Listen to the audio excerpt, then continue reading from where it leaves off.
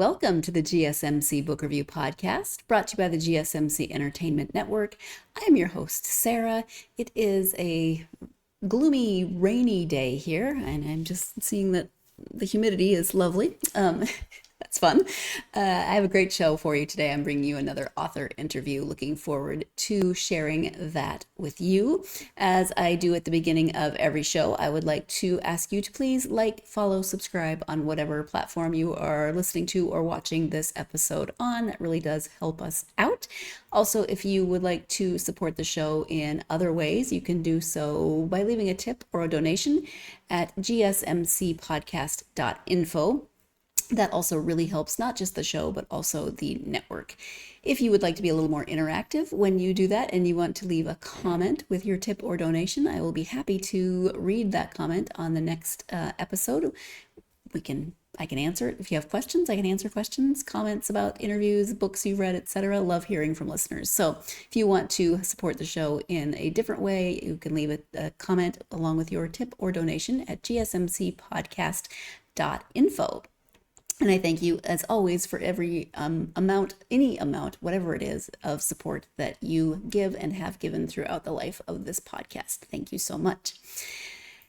As I said, it's a bit gloomy here today. It's Thursday. Had a few things going on this week that pushed the episode back, and then I did a whole bunch yesterday and then realized I had technical issues and had to come back and redo a bunch of stuff today. So that's always frustrating, but it is what it is. I hope you're having a good week and there are no strange technological issues. We have friends here currently. I think I've mentioned them before. We spent time with them over the weekend. They are big Phase 10 fans. Have you ever played the game Phase 10? It's a card game, kind of like Rummy. Kind of in that same genre of card game. I have never come in higher than last in all of the times that we have played. For the first time over the weekend, I made it to Phase 9, and there are 10 phases of the game, hence the name Phase 10. First time I made it to Phase 9, and then the next day I made it to Phase 10, so that was pretty impressive for me. Still came in dead last, but that's okay, because, it's just about spending time and hanging out. But then they are getting ready to fly back to the UK, and so we've been helping them by running errands, and they had some doctor's appointments this week, and all of that good neighborly stuff that we enjoy doing. But it definitely puts it changes up my schedule, I guess is what I'm meaning to say on that. But anyway, hope you're having a good week regardless of what's going on, whatever your weather is doing. And I am not upset about the rain today because we need it. It doesn't rain here very often in May, so this is unusual, but I am going to enjoy it while it is here. So the author today is author Gary L. Stuart. We are talking about the first two books in his Dr. Lisbeth Socorro series. And I mentioned at the end of the last episode that these are challenging books in terms of figuring out what is going on. That is what they are supposed to be. There's identity. There are identical twins. Let me go ahead and read you the description of the first one, which is Hide and Be. I'm going to read the description of both of them, but I'll do the next book at the beginning of the second segment. The description of Hide and Be is as follows. You look exactly like your twin brother. Exactly. You think like him, for him, with him. Cannot live without him. Cannot. Don't want to. Don't want to. Other kids play hide and seek, but you and he play hide and be. Your parents died when you were 2. The foster parents were sometimes nice and sometimes awful. They could never tell you apart because one of you would hide, the other would just be. Be bad, be blamed, be good, get the Jesus strap, get the ice cream cone. There were always eyes on you, then him, wondering which one you were. There were always voices in your head, his. They can't judge you because you could always be him or you. You did not need friends because you're his and he is yours. You learn you don't need anyone else. They can't see you, just him. Or are they looking at him, not you? If one of you dies, the other will be you. So that is the description of Hide and Be. And as I mentioned at the end of the last episode, it is It is challenging to figure out what is going on in these books in terms of identity because you do have identical twins, Martin and Arthur, or Artie and Marty, as they were called when they were little, and they are very, very, very good at being each other.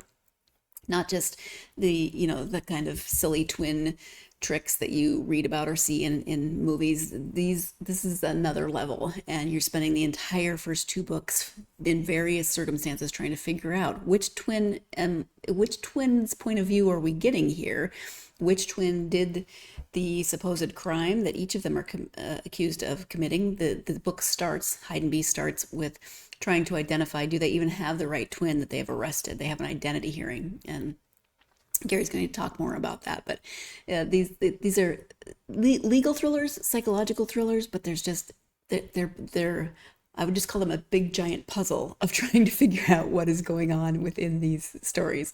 So I'm going to go ahead and let Gary talk more about the books. Again, it's the Dr. Lisbeth Socorro series. The first one is called Hide and Be. The second one is called My Brother, Myself. Hi, Gary. Welcome to the podcast. Good morning, Sarah. How are you? I'm great. I am very happy that you're here. How are you? I'm hard to beat. Hard to beat.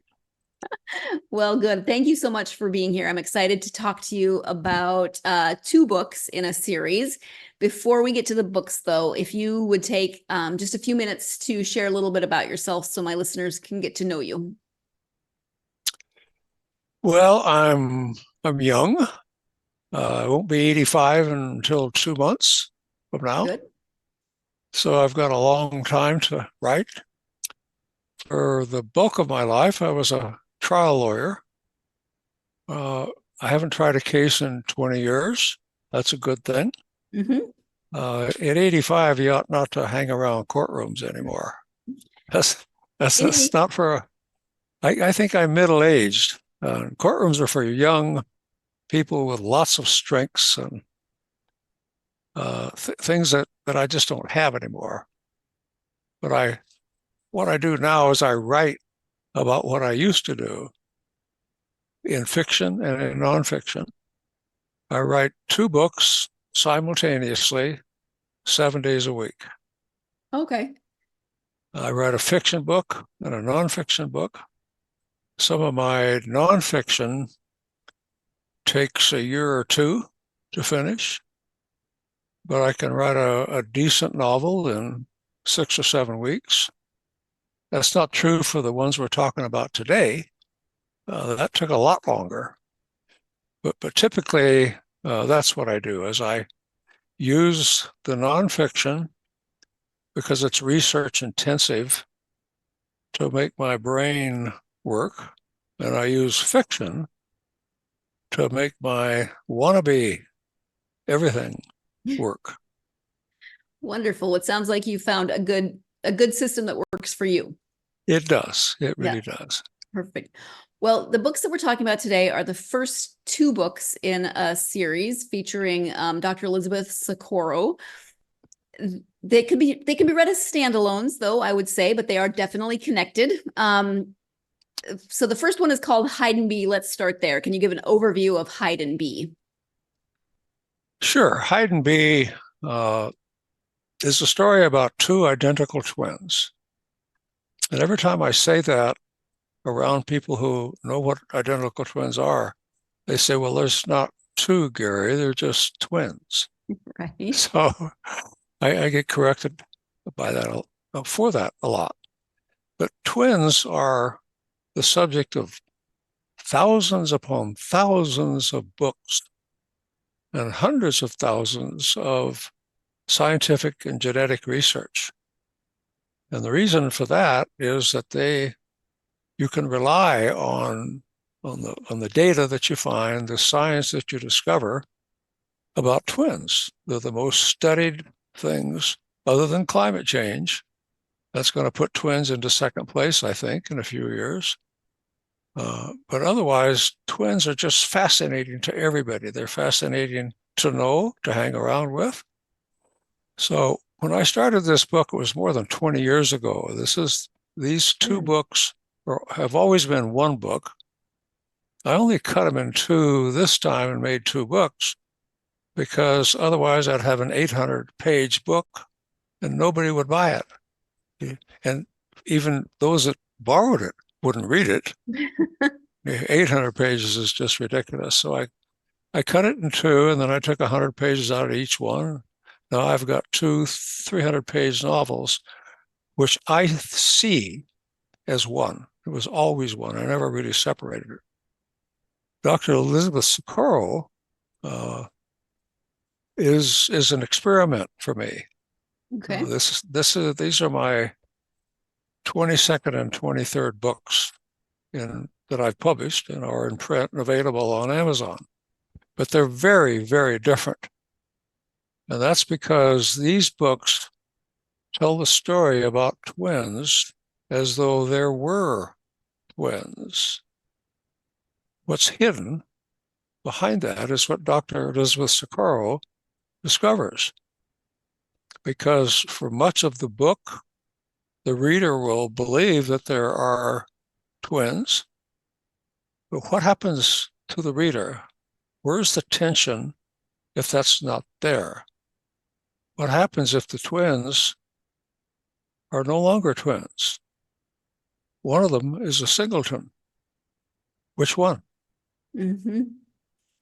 I mean, as little children, they were Marty and Artie. And Marty and Artie, at 2 or 3 years of age, are orphaned. Their parents die. They are taken into foster homes, many of them, until they're 6 or 7. Some of them are good, some of them are terrible. And these children suffer traumatic terror. But they can hide and be. And that's their trick. As children, it's a game. One of them hides so that the other can be not there, but somewhere else, but maybe there without anybody knowing it. Their classic game was to fool people. Once they became teenagers, this was great sport for them. They could fool everybody because they were so identical that nobody could tell them apart. So one would wear a red t-shirt and the other a blue t-shirt. One of them would do something good, the other would do something bad. And the one that did something bad got away with it because the other one said it was me. I'm sorry, I'm the one that broke the vase. When they do something good and get an ice cream cone, the one that did a good thing doesn't get the ice cream cone. The other one does. That's because they have learned how to think without talking, how to communicate without words. And for a long time, that was terrible science. In 2014, the science of telepathy became real. It is entirely possible today for one person to think something and the other person understand it. It takes a long time to get to that point, but mental telepathy is real all over the world. So what I did, I used that, the ability to communicate without talking, and in their case, to communicate 1,000 miles apart. Right. And the study of twins teaches you that. So I've got a lot of research. I've done a lot of research on twins over the years because that's what this book about. And give you one little side bit. A close friend of mine is an identical twin. And I had one of the twins read the one book and one of the twins read the other book. Interesting. Okay. And their comment was, Gary, your story is great for people like us, but you should have talked about the dogs.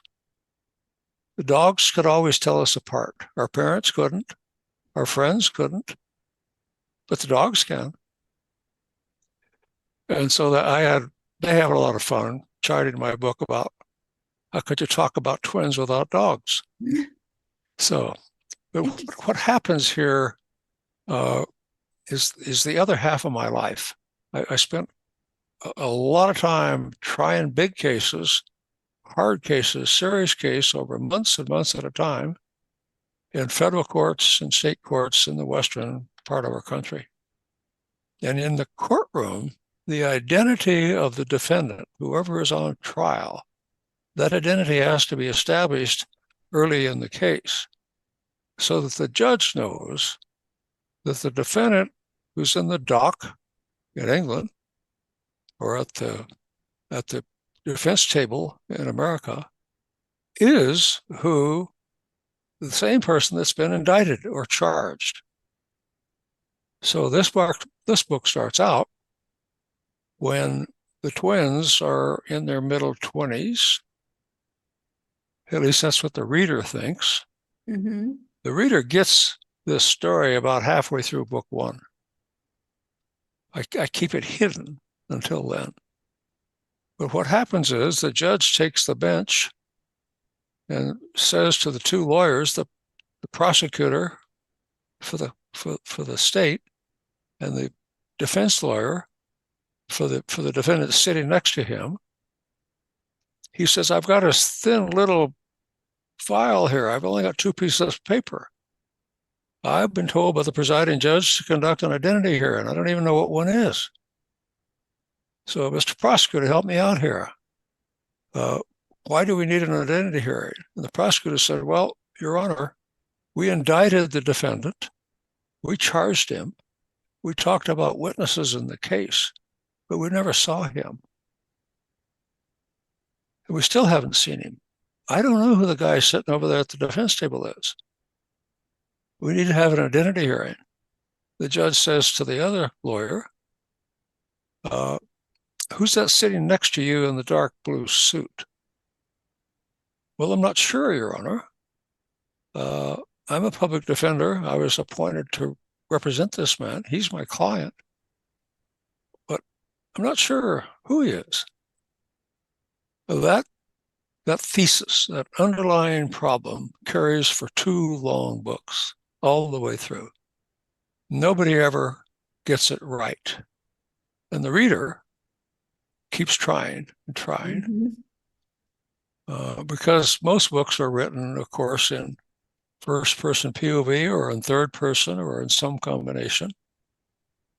This is an experiment on my part because there are multiple voices and multiple POVs all through this book. And there are guideposts and changes of font to help the reader not get lost. But the reader then joins in this activity of trying to figure out, is Martin on trial or is Arthur on trial? Yeah. And I will say, yeah, if it's one or if it's the other, does that matter? Well, it does to the state. Mm-hmm. It does to the prosecutor. It does to the defense lawyer, but it doesn't to this defendant. Right. And so given their long history of taking the blame for something bad that was done, is that what's going on here? Or is it the other thing? Is it the one who did a good thing wants to take advantage of it and save his brother? So, as I said at the beginning, identity does play a huge part in these books, as you can see in this case, in terms of what does it matter and when it comes to the trial, who does it matter to? Just how does it fit in with the trial, with the plot, with everything? So it's a puzzle. I said that already, but it is definitely a puzzle. It is now time for our first break of this episode. When we come back, we'll be continuing this topic of identity and what that means to the trials in both books and the plots of both books. So stay tuned. You are listening to and or watching the GSMC Book Review Podcast, and I will be right back.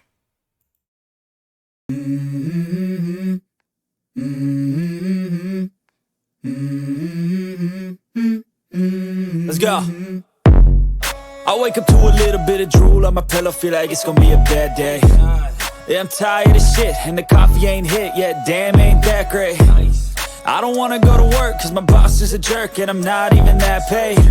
I need a change in my life cause I don't feel alive and there's nothing that makes me happy. Hold my beer for a minute. I'm about to quit my job, cash in for a ticket. I'm going on a trip and I don't plan to visit. I'm gonna stay there till I feel like I'm winning. And this is just the beginning. I need a big change, help me feel like living. I need a big swing, home runs I'm hitting, and I'll never look back, moving on till I get it all. And we all got dreams, we all want things, but what you gonna do for it? How you gonna move for it? What you gonna be? And do you believe you can do anything? Welcome back to the GSMC Book Review Podcast and my interview with author Gary L. Stuart. We're talking about the first two books in his Dr. Lisbeth Socorro series. As we get back into this second segment, I do want to remind you once again that if you would like to support the show in a different way, you can go to gsmcpodcast.info, leave a tip or a donation. You can also leave your comments and I'll make sure that those get read on the next episode. But if you want to support the show and the entire network by leaving a tip or donation, you can do so at gsmcpodcast.info. Thank you so much. And now as we get into the second segment, I also mentioned that I would be giving you the description of My Brother, Myself. That is the second book in this series, continuing the who is who puzzle that is these books. My Brother, Myself, the description is as follows. You look exactly like your twin brother. Exactly. You think like him, for him, with him, cannot live without him.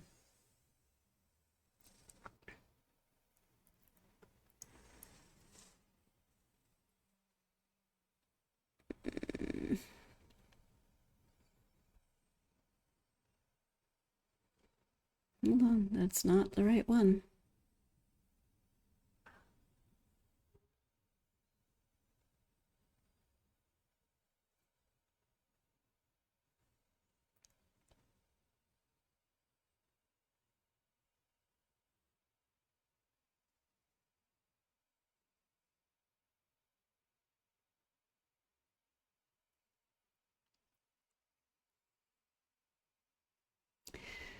We are who we say we are. You think you see me, you don't. You see us without knowing which of us you see. Your photographs, polygraphs, fingerprints, DNA hints, and courtroom theatrics don't say who we are. We are who we say we are. You are his brother, your twin. You see me, but not him now, don't you? You are like us, identical twins, but you don't love your brother like I do mine. He is myself and I am him. Today is your birthday, his too. Why aren't you with him? Don't lie to us. We know why. You can live without him, but not with you can live with him, but not without him. Too late to choose. We are your redemption. You have a price to pay today on your birthday. His too. Boo-hoo. We are who we are.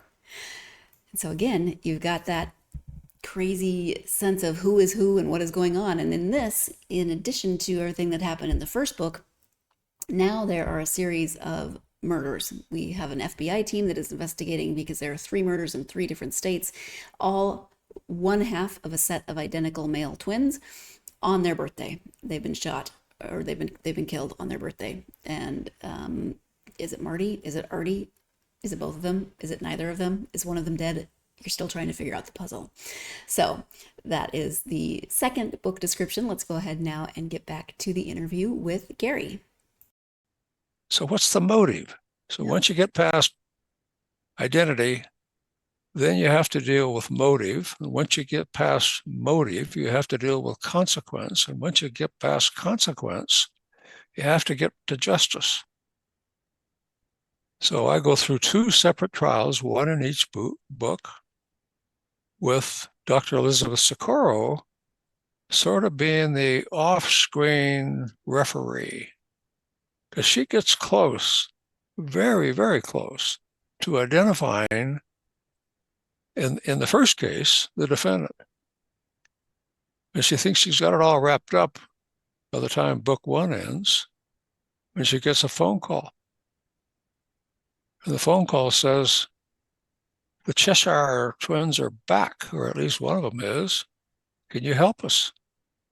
So she leads that team.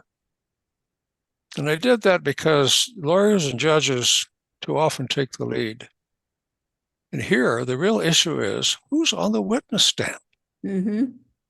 and who's talking and who committed the crime that this trial is based on. Maybe she knows. And if she's right, the jury knows. But where's the reader in all of this? So the reader, I think, I had a lot of test readers read this book before I ever submitted it for publication. And they say that if my intent was to confuse the reader, I've succeeded. Yes. Well, it is to confuse the reader. I want them confused. If you read the back cover of either of these two books, you can just sense what's going on.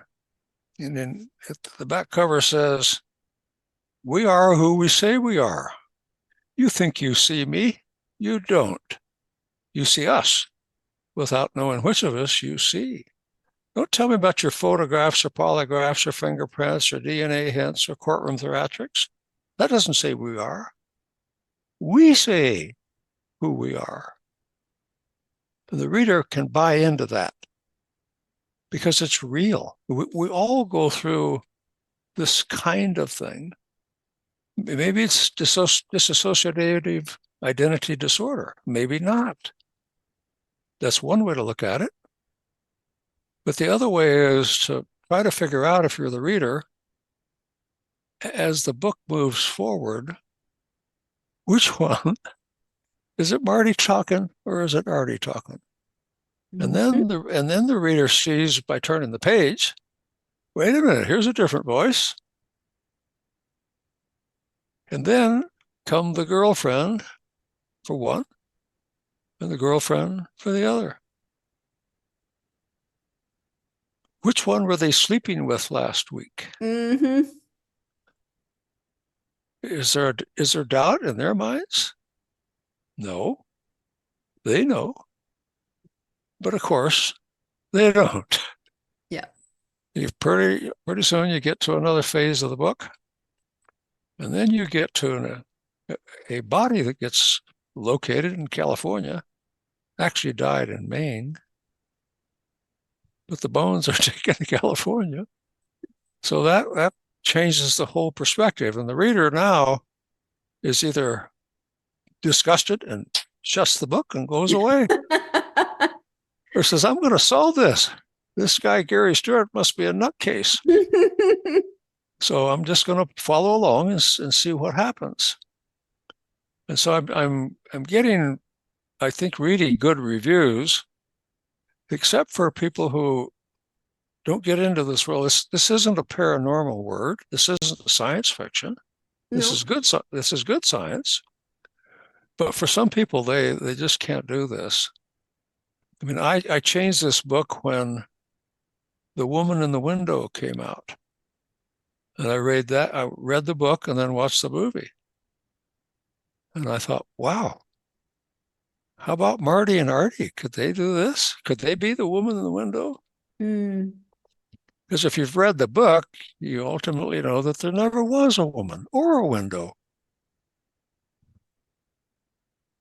Yeah. And there was nobody looking across the street at the house across the street. There's somebody in the house across the street doing what they're doing.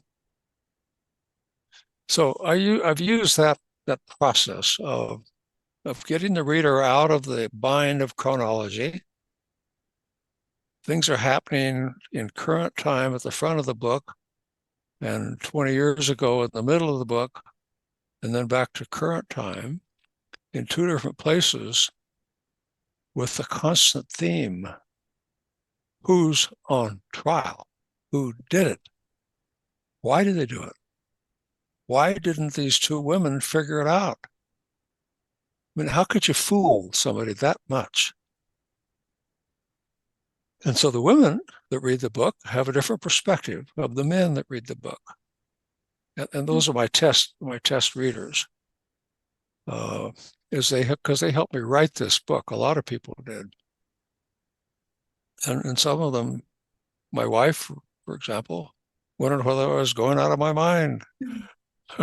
This is getting too deep, too scary, too unusual.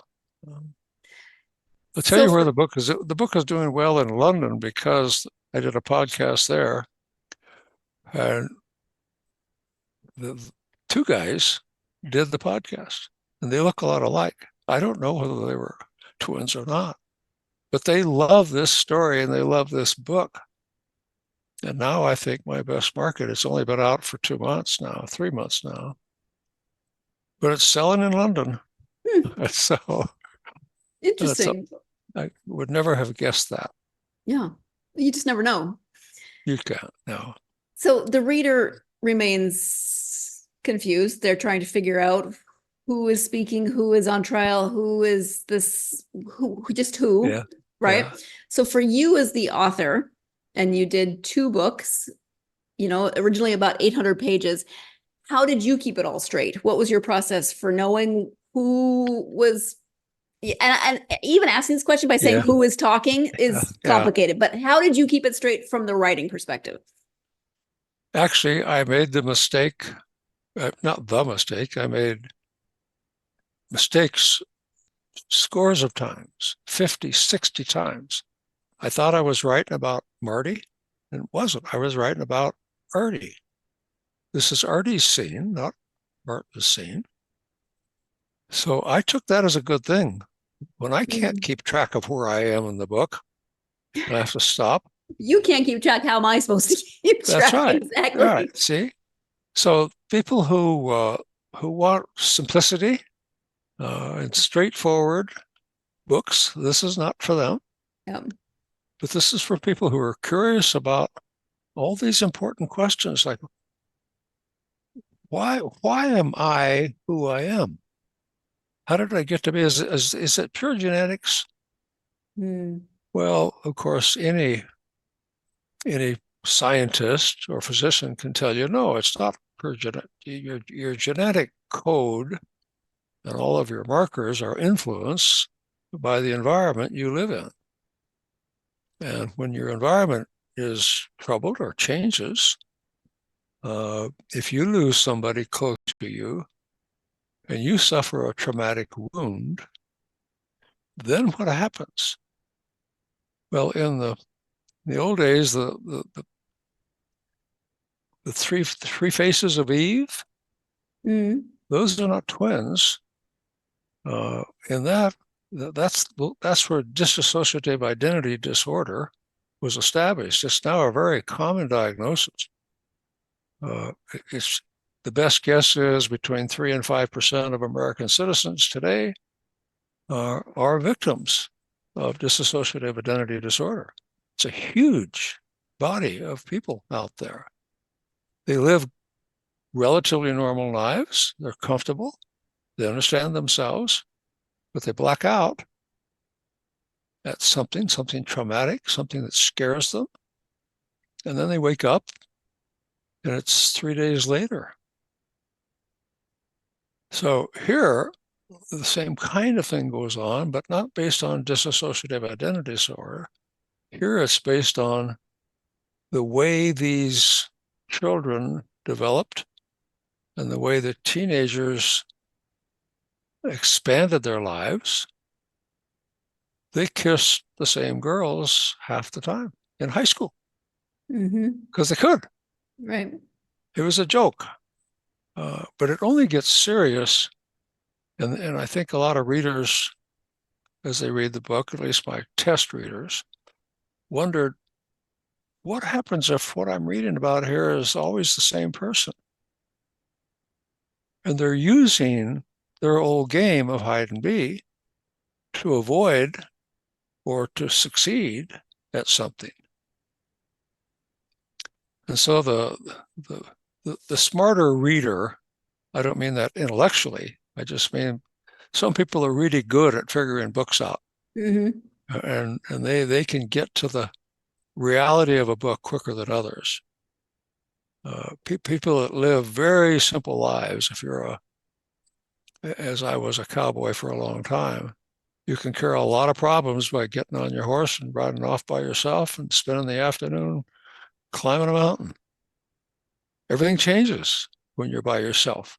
And it's just you and your horse.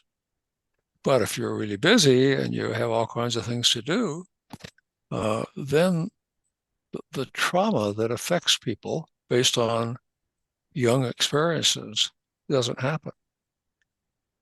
And when it happens to twins, it really is something. And these two boys, I think you as a reader would become convinced just halfway through the first book that these boys are real. They can communicate with one another, and they do, even if they're not in the same room. Mm-hmm. So at different times in the book, one twin or the other is in jail. How does he know what his brother thinks? What if his brother's dead? Mm-hmm. How about that? Then the court and the psychiatrist and everybody else involved in the two cases has to grapple with, if one of them is dead, then does that solve the problem? It does if you know which one died. What if that's another game? One of them died and the other one lived. But which one? Yeah. So, as I think you can get, this is an exciting book. I wrote the first manuscript in 2005. It was just terrible. I mean, even I knew it was terrible. So I printed it, put it in a box, and kept it for 2 or 3 years. I'm not sure how many. I wrote it again in 2009. I have a brand new book in 2012. In 2018, I really changed it, but it was still always one book. And finally, in 2021, I split it into two. And then I would move text back and forth. I would take text out of book 2. So then I had them on separate files on my computers, my monitors, and I'd take a whole section out of book 1 and put it in book 2. And I'd take things out of book 2 and put it in book 1. Because it's the same story. Things are changing. But when one of the brothers, when Marty goes on a rampage about something, it might be in book 1 or book 2. And I found out that I could switch them. I could have him becoming angry as himself, or afraid as himself, or happy as himself. But if I put it in book 2, he's even more afraid or happier. So it's I'll never do this again. This is utterly absurd it sounds absurd to me as I talk about it. But what happened was, along the way, I really began to know instinctively which of those two boys was talking. And once I knew it, then I could find a way to convey it to the reader without losing the tension. I mean, Stephen King is the master of that. He says that the only thing you can do wrong in writing a novel, a genre novel, not literary novels, but genre novels, the only thing you can do wrong is to give your attention away by giving too much information about anything. He hides, if you read his books, I'm not a horror fan, but I read a book every year from Stephen King because it keeps me back on balance. That if you don't know what's going to happen in your book, neither does the reader.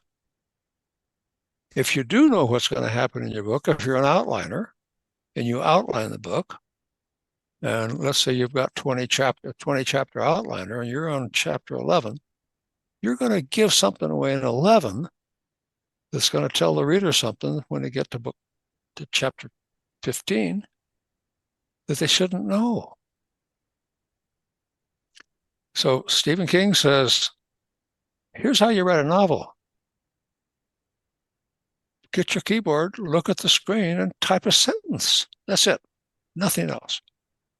You got to have a genre, Western, crime fiction, war, peace, romance, and a character, but you can't know much about the character. You want that character talking to you as you write. And my characters do.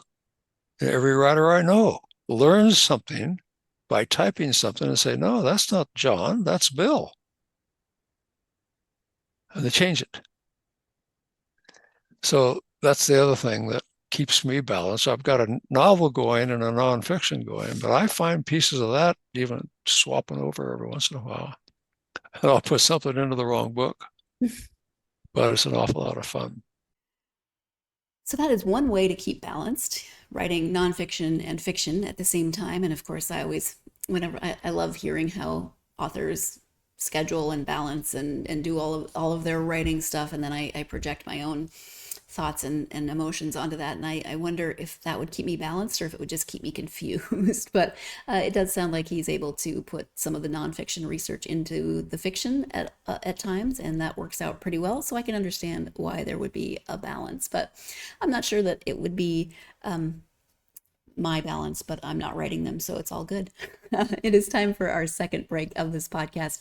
When we come back, we'll be talking about the fact that this is called the Dr. Lisbeth Socorro series, and yet we don't hear from her very much. She is a character.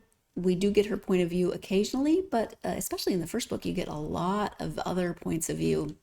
In both books, you get a lot of other points of view, and yet she is the titular character of the series.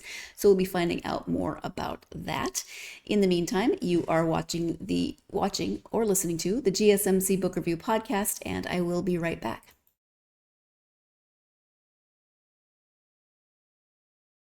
For the best and latest podcasts available anywhere, go to the podcast app on your cell phone and type in GSMC.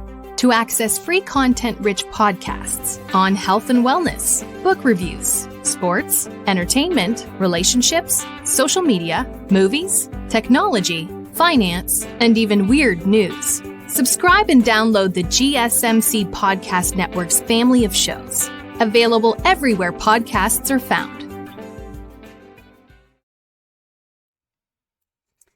Welcome back to the GSMC Book Review Podcast and my interview with Gary L. Stuart. Before the break, he was talking about balance and writing nonfiction at the same time as writing fiction. Let's go ahead and return now to the interview with Gary. So the series, it says, on the books, it says Dr. Lisbeth Socorro series. The first book, especially when you start reading, it's told what might be Arthur's point of view. Yeah. But we hear the twins' voices a lot, and the doctor is there, but she's just kind of in the background. So can you talk a little bit about writing this series that is named for her? She's the titular character, but it's not from her point of view. Will that continue throughout the series, or will that be different after these first two books? How's that going to work for you? Yeah. In book 3, which I'm working on now, she's changed her job and she lives in a different city. But on page 1, her office phone rings and she says, hello.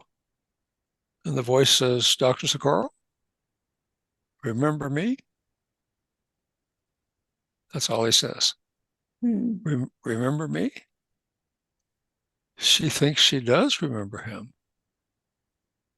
But it can't be, because that's not the one that she spent all the time with and talking to in book 1.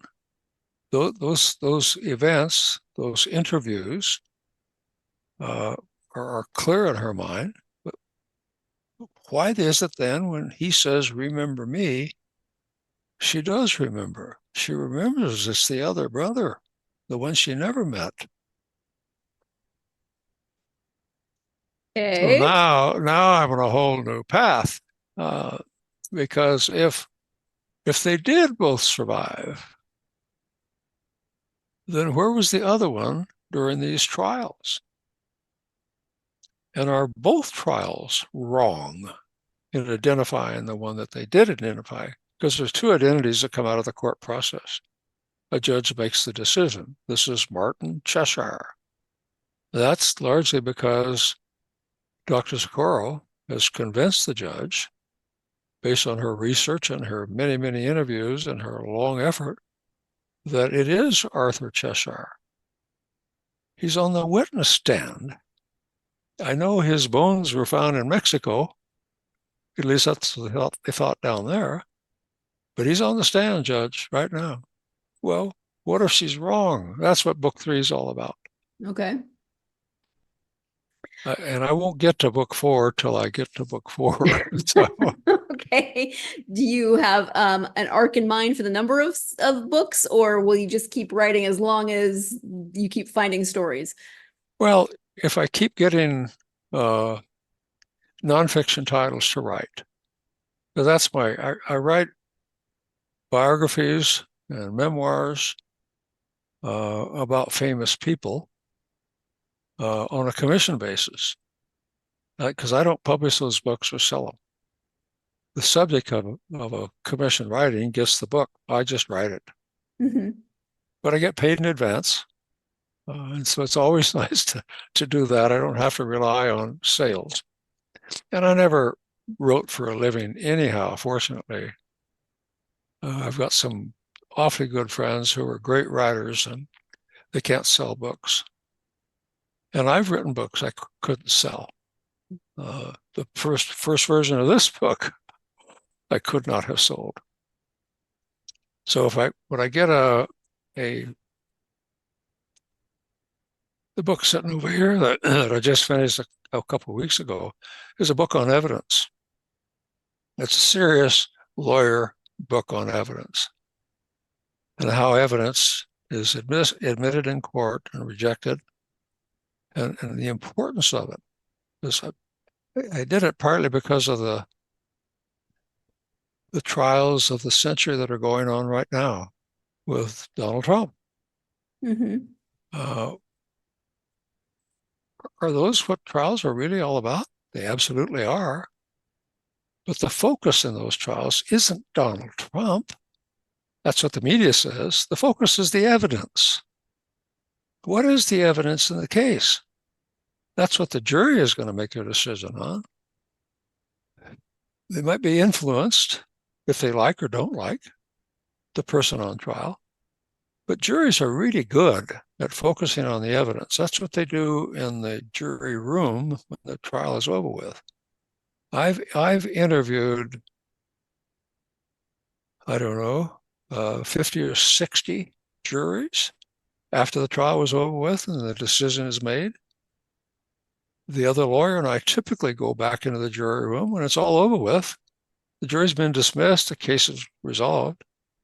And we've interviewed juries together, the plaintiff's lawyer and me. And I found an awful lot about, and that's what really good jurors do. If they're carefully picked, they look at the evidence. What is the evidence of these facts and these questions? If the evidence isn't here, then that never happened. That's how jurors think. They get to a decision that way. So I'm writing a book I've written it, it's done now, on Arizona evidence after not having been in a courtroom for 20 years. The reason why I accepted the job offer, this is another commission book. It's not my idea. They were very persuasive in convincing me that I could write a book on evidence, even though I have not tried a case for more than 20 years. But evidence is what happens in both of these books. There's a lot of evidence, physically, intellectually, scientifically. When somebody gets out of a car because the sheriff says, hands up, and then the sheriff says, Arthur Cheshire, I'm arresting you based on a warrant issued by the district court. And the guy says, you're looking for my brother, aren't you? The sheriff said, well, you're Arthur Cheshire, aren't you? No, Arthur Cheshire is my brother. I'm Matthew or Martin Cheshire. So is the jury going to believe that? Is the reader going to believe that? Well, juries require evidence. And if there's no evidence one way or the other, then maybe the wrong person wins and the right person loses, because evidence is what they focus on. That's not true for books. Mm-hmm. For books,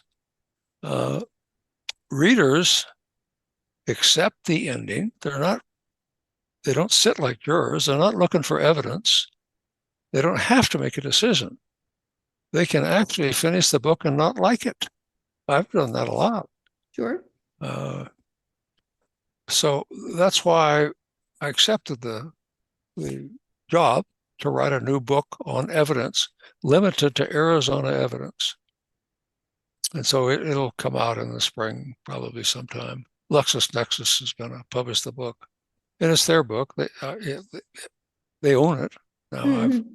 I've transferred all of my rights to them. Okay. But I'm going to use that concept that jurors make decisions based on evidence. Readers decide that they like or don't like a book, not based on evidence, but based on the story itself. If the story was interesting enough, fun enough, intriguing enough, a learning exercise, a happy day, a good way to spend time, then that's satisfactory for readers. But in my new book, in the third book on this series, I'm going to introduce and authenticate a lot of evidence, one way or the other. I don't know yet, because I don't know what the plot's going to be. I don't know where it's going. I know how it's going to start because I've got that part done. I've got page 1 done. I've only rewritten it 25 times. Well, because I got to get that. Got to get that down. I mean, mm-hmm. One of the books that was most helpful to me when I switched from writing legally, writing trial transcripts and motions in court and appellate arguments and client documents, that kind of stuff, which is really very, very, very boring. But that's its value. If you get enough boring stuff that it all comes in, you got a lot of evidence, your chances of winning are much, much better. If you don't have much evidence, if you're on the defense rarely does have much evidence, then it plays out differently. But in my new book, I'm going to go through that process of authenticating and admitting and arguing in favor of admissibility, and always arguing against rejecting the evidence, because they'll lose the story. So I'm going to try to mesh two worlds. These two books they are a mess. There are judges and lawyers and trials. Right. But the intricacy, and I'm motivated a little bit by the trials that are going on, and some that are going to come on later. Okay. So you write nonfiction and fiction at the same time. You were a trial lawyer, and you've been writing for a couple of decades now. But what actually pushed you to decide, to write to write fiction? What made you decide to write fiction? That's easy, actually, for me. For a lot of lawyers, it would not be. But when a client walks in your office and you're a lawyer, what the client wants to do is to tell you his or her story. Hmm. They don't want to tell you what actually happened or what they hope to accomplish by hiring you. They just want to tell you their story. And so young lawyers in particular are impatient. They want the client to quit telling the story because they've got the sense of it, and they start giving advice. well, we can do this. We can file suit, or we can try to settle this dispute without litigation, or we can take what's on the table, and it won't be a fee. You can just go your way. But none of that is what I want to do in this new book. What I want to do in the new book is really write about the evidence in the case and force my reader to accept or reject the evidence. And I'm going to end up with two very different readers in this book. They're both going to finish the book because they've decided, based on the evidence, how the book should turn out. And it's going to turn out in favor of one and against the other. And it isn't a test. What it is a way to present narrative, because narrative is shorter than everything that goes on in a real trial. In book 2 here, some of my readers I know are going to get bored because there are long exchanges between the judge and the two lawyers. The jury has to sit there and listen to it, but they don't know what this discussion is about, or why they're having it, or why it's even important. And that's the same thing in fiction. Things happen in a fictional story that readers don't know why it's happening. That's because it's not treated like evidence. So not rewriting, but writing a book on evidence. I'm a little bit sorry I finished it so quickly, because I've got another book that I'm working on too. It's a biography of a famous lawyer, and I've got a contract to finish it by the end of this year. So I may be working on 3 books this summer at the same time, and that's certainly overkill. But that's the timing that I'm living on. Okay. If people would like to know more about you or the series or your books, website, I know you have a website, and then any social media that you're active on that they could find you or the books on. Well, I have 5 websites. Okay. I'm a little complicated. www.garylstewart.com is my writer's website. I've got a legal website. That's ethicslaw.com. I've got a political website called gunsoncampus.com. That's actually a blog, and I blog once a month, that's all, about guns on campus. I've sat on lots of boards of directors and regents and trustees for different schools and colleges over the years. So I've spent a lot of time on campuses.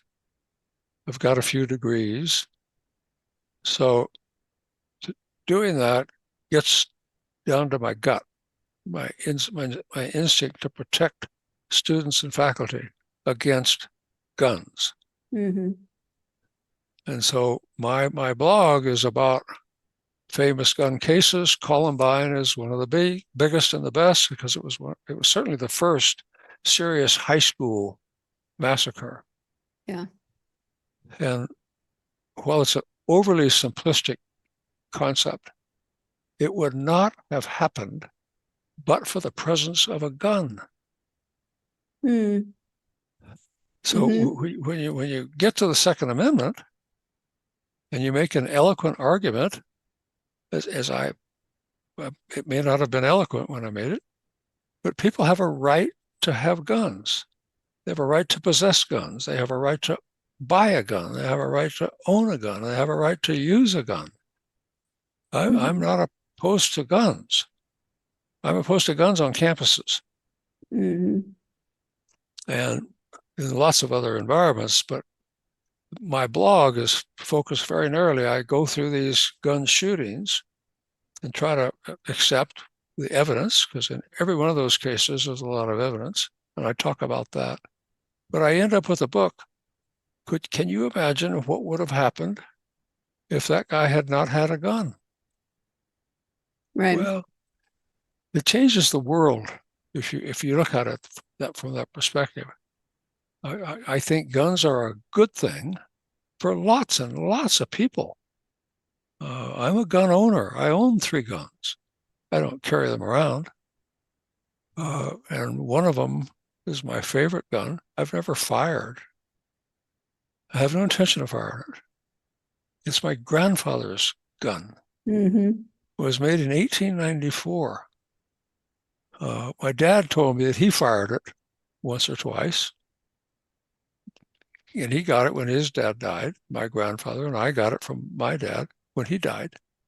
So I have no intention of firing it. I've never tried to buy a bullet for it. Right. But it's a beautiful thing, and that's why I've got it. It's a memory. And I've got a gun that I could use if I needed to protect myself and my family. We live in a rural area in the wintertime, in the summer. We live in New Mexico on a dirt road out in the country. So that's my thesis. I'm not against guns, but I'm against guns on a campus, on a college campus or a grade school campus. Then I've got a website, excuse me, a website on the ethics of writing. That's www.ethicsofwriting.com. Okay. I write. It isn't a blog in that sense, because some of the pieces are a little longer. But I write a lot about the connection and the requirement for fiction writers and nonfiction writers to write ethically, and to try to help younger writers understand when you write fiction, what do you owe to the reader? Anything? Well, from an ethics standpoint, you certainly do. You owe a duty of honesty. This has to be your work. You didn't steal this. You didn't borrow it from a book in somebody's library or clip it out of a page on a website. So you owe that duty. You also owe the writer the duty to be clear, be honest about what's happening, and be open to change. That's a compact that all writers have. I think Gary wins the prize for the most number of websites that I've gotten from an author at this point in the interview. So he's talked about a couple of them, and you know what? Now I can't remember if we have 1 more or 2 more coming up, but we're going to continue he's going to give you the other website or websites after the break. But in the meantime, you are listening to and or watching the GSMC Book Review Podcast, and I will be right back.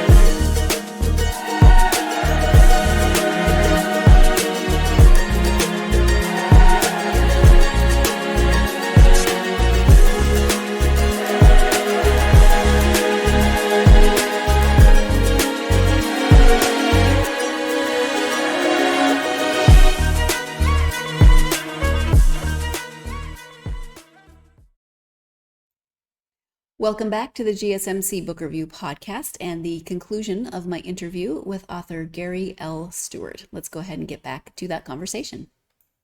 If you want to write science fiction, which I keep telling myself I'm going to try one of these days, and then because I don't read enough science fiction, I'm from the old school that if you're not reading every day, you can't write.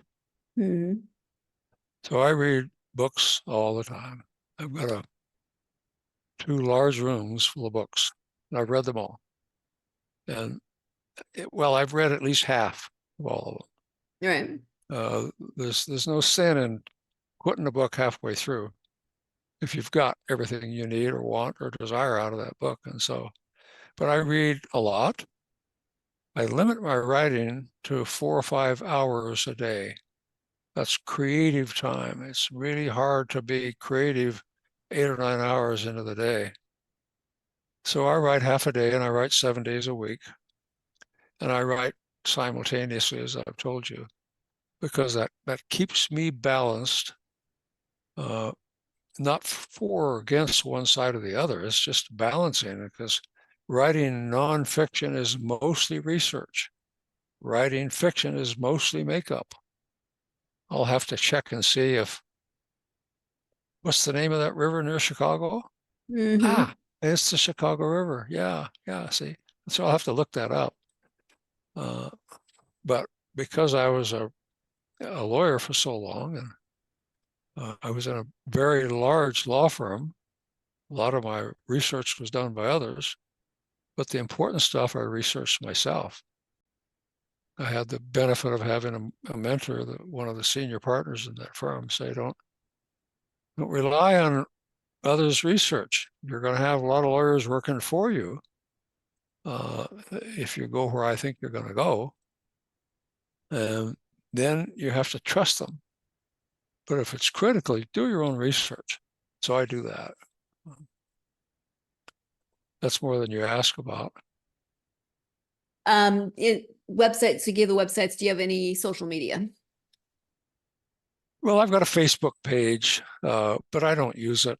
I don't trust Facebook, not as a company, but it's so popular, so changeable, so phony. And I have good friends on Facebook who I know are not telling the truth. They're upgrading something that's happened or is going to happen. So I just don't trust it. I like Medium, and I write on medium.com quite a bit. But that's it as far as the social media. Okay. All right. Well, is there anything that we have not covered that you want to make sure that you highlight, whether it's about the books or writing, anything that you want to make sure that you get in now? Well, yeah, I think it's fair that authors should recommend to readers or the public at large that might want to read a book to understand the difference between genre fiction and literary fiction. Literary fiction is a narrative talent that most of us don't have. I don't write literary fiction. I've tried to a couple of times get into it, and I've been to a lot of writers' conferences and listened to lectures on why literary fiction and genre fiction are very different. But at the end of the day, after 20 plus years now of writing full time and not practicing law much, until this year I did some practice, but I finally decided that January 1, I turned my license in. I'm a retired lawyer now. But what I was trying to do was to find the best way to write. And because practicing lawyers write one way, graphic bookmakers write differently. They rely on images. And then you get to literary fiction and graphic and regular fiction, the genre fiction in the whole. So I write Westerns, I write crime thrillers, I write legal fiction, and then I write these kinds of books based on good science and good research, something that might not be believable. My 2 characters in this book talking back and forth without talking, understanding what the other one is saying without being in the same room or the same state, how could that possibly be? Well, there's good science for all of that. And so I try to plug that in. That's where Dr. Socorro comes in, because she'll be asked by a detective or a trial judge or a lawyer or somebody that's involved in the case. Well, what do you mean mental telepathy? That's not real. They just make that up. That's for movies. Well, it is real. People communicate telepathically all the time. I do it. I can write something down, and before somebody else reads it, they know what I have written because they know me. Because they know me. Right. And if they're at a basketball game and I'm not, somehow that's clear.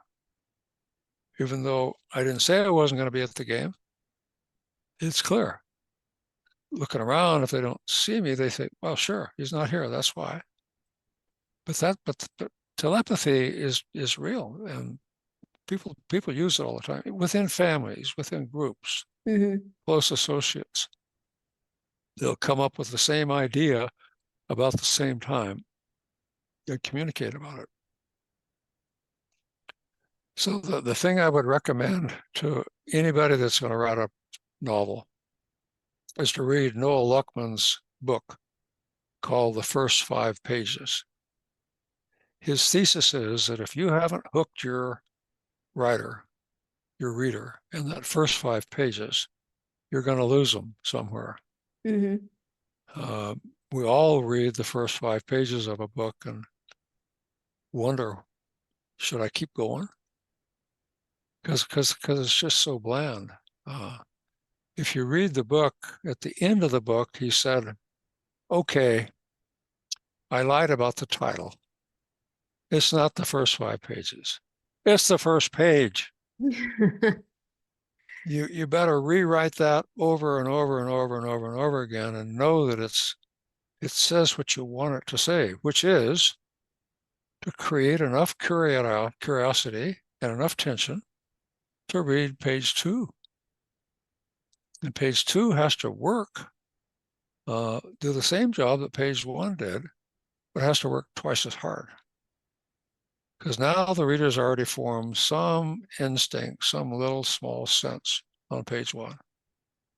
And if your book is complicated, you have to be changing a little bit of the story, a little bit of the subject on page 2.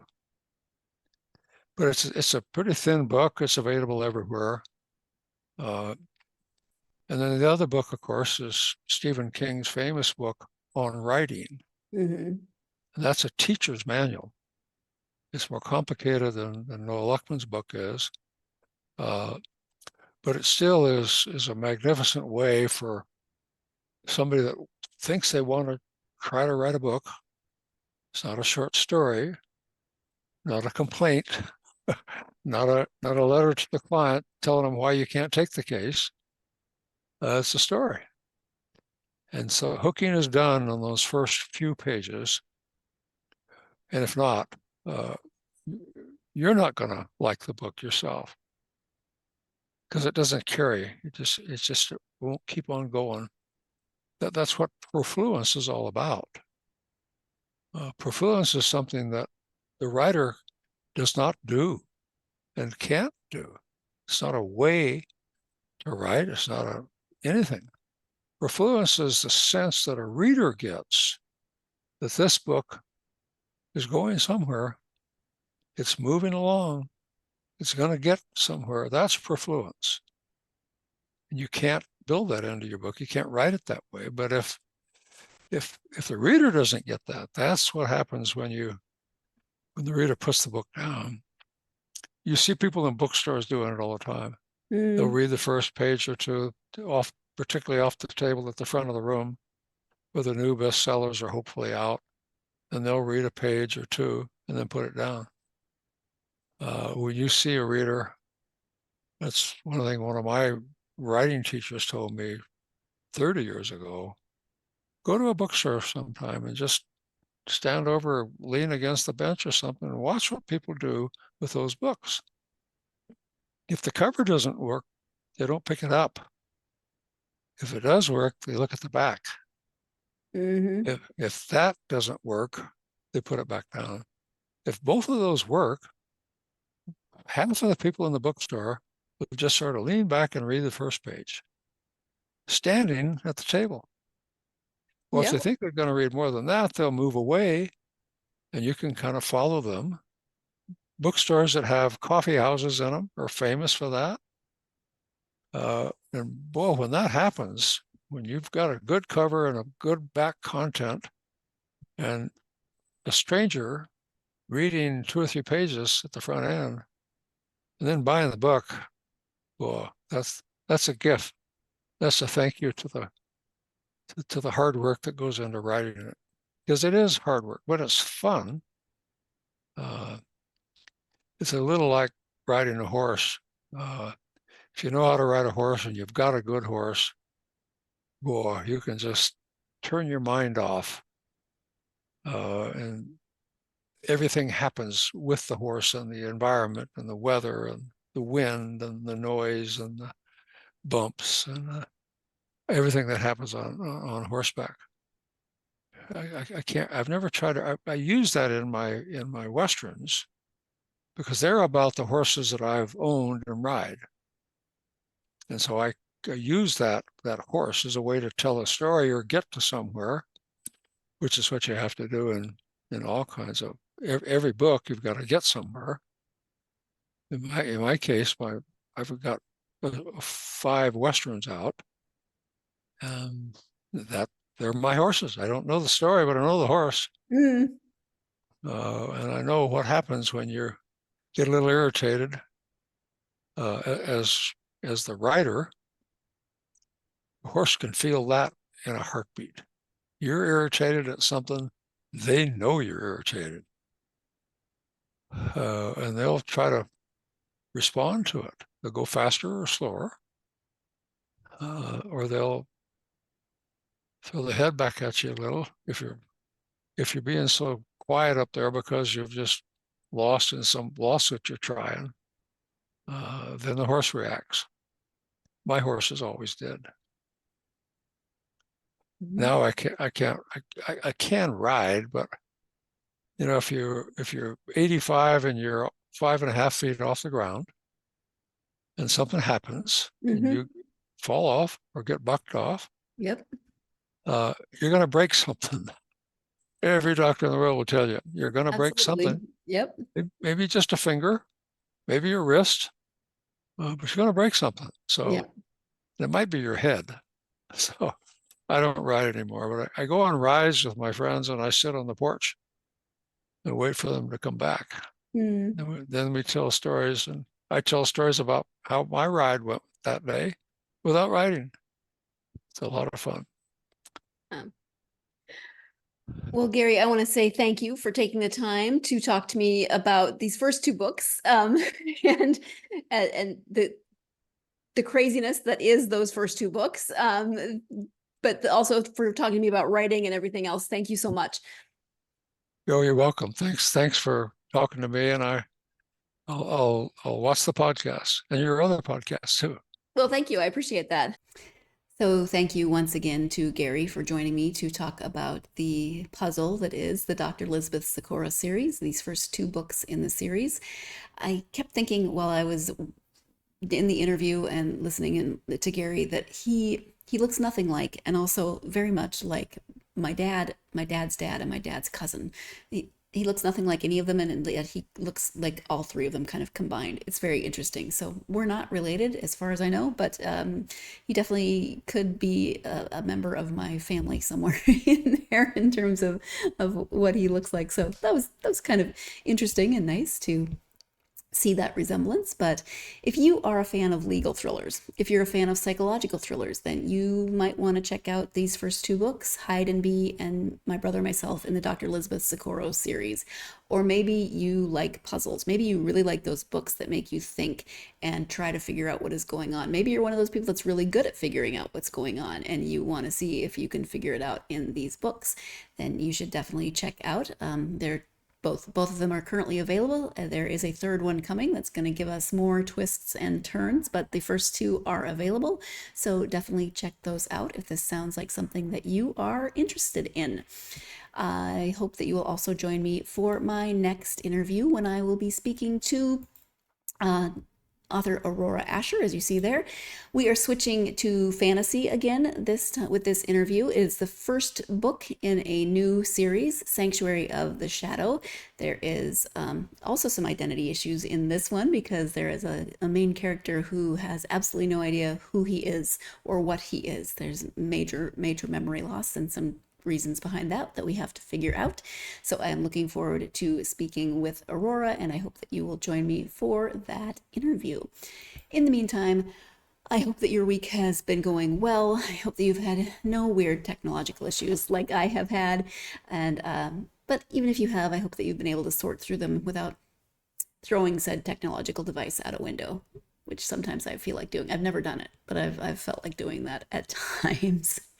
Regardless of what is going on in your world.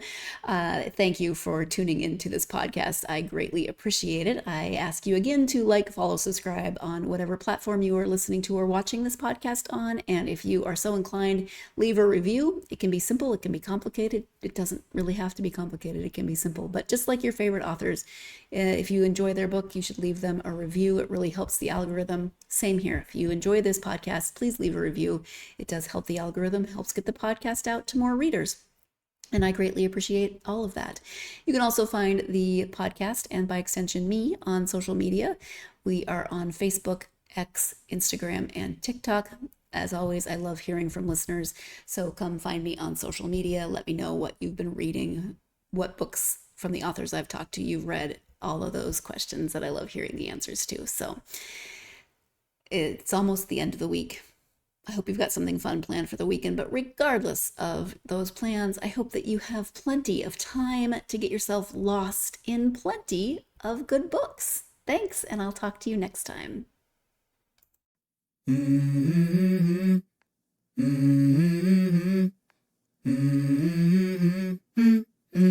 Let's go.